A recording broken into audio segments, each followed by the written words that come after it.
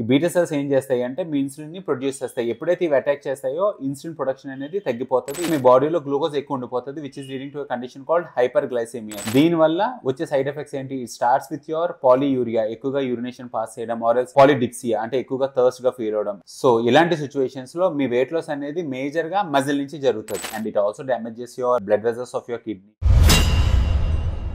మరి type 1 diabetes ని ఎలా మేనేజ్ చేయొచ్చు? Very simple. మీ బాడీ మీకు కావాల్సినంత ఇన్సులిన్ ప్రొడ్యూస్ చేయట్లేదు కాబట్టి you need to give insulin from outside in form of injections or else insulin pumps. And also మీరు కంటిన్యూస్ గ్లూకోజ్ మానిటరింగ్ తోని మీ బ్లడ్ గ్లూకోజ్ లెవెల్స్ అనేది చెక్ చేసుకుంటూ ఉండండి. అండ్ ఇవి ఏవైనా చేసే ముందు always consult your health care provider and follow his advice.